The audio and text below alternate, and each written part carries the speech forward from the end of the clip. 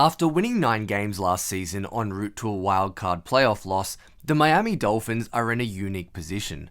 Mike McDaniels has inherited a team on the rise, but one in which Vegas and many pundits view in a tier behind the Jets and Bills. So today we answer the question, are the Miami Dolphins a legitimate threat to win the AFC East?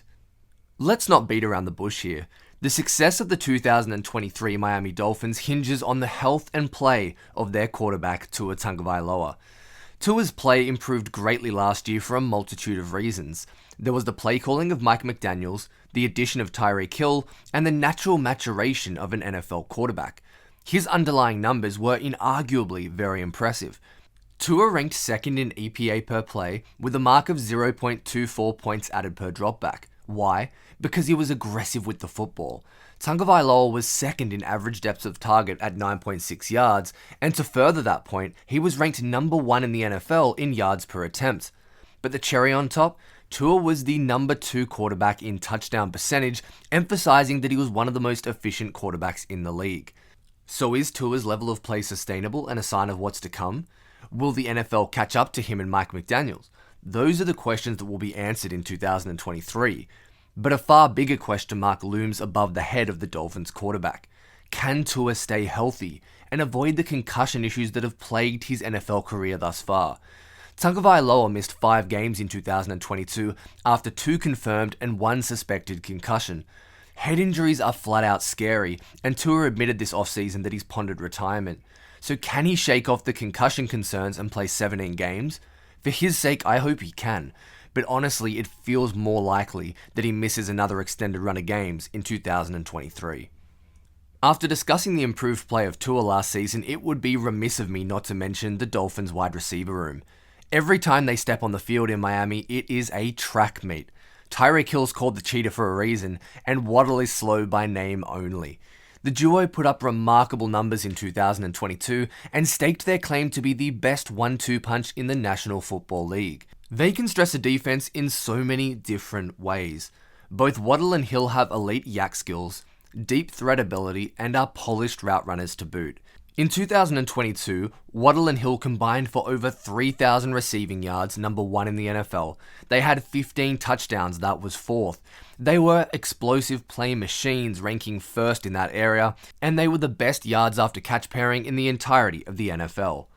This duo is dangerous, and if the Miami Dolphins are going to be contenders in the AFC East, it is going to be reliant on the success of Hill and Waddle. But after evaluating their roster, the weakness of this Miami team still feels like it lies in the trenches. While they saw an uptick in production in 2022, the offensive line still lacks difference makers outside of an aging Armstead. The unit graded out as the 29th ranked line in pass pro last year according to PFF, and ESPN only ranked them marginally higher as the 24th OL by pass blocking win rate. Can they keep Tua upright? Can they be effective enough to hold up against the Jets and Bills defensive lines, both of which have been supplemented with a ton of assets? We're going to find out, but that is the biggest question mark about the Dolphins roster. As for the defensive line, Miami have some good NFL players in Wilkins and Phillips, but are without that superstar level talent. In 2022, the Dolphins blitzed the 2nd most in the NFL, but had just the 17th best pressure percentage. The addition of Vic Fangio will undoubtedly help the unit, but an argument can be made that Miami have the weakest trenches in the AFC East. Let's end today's video looking at the strength of the Dolphins' defense, and that's their secondary. The safety group is one of the most underrated in the National Football League, and they have a star-studded but aging quarterback duo. Jalen Ramsey is going to improve this football team. He was still an elite corner in 2022, grading out at an 86 according to Pro Football Focus. But Xavier Howard has some bigger issues. He declined greatly in an injury-ridden 2022 season, but can he bounce back? If he doesn't, they are going to struggle to stop the likes of Stephon Diggs, Garrett Wilson, and potentially DeAndre Hopkins, who will all play inside the AFC East. While I agree with Miami fans that the secondary is a strength of the team, I don't think it is as good as some believe, and there are some holes and question marks that are going to need to be answered in the 2023 season. So now that we've evaluated the Miami Dolphins roster, it's time to circle back and answer the looming question.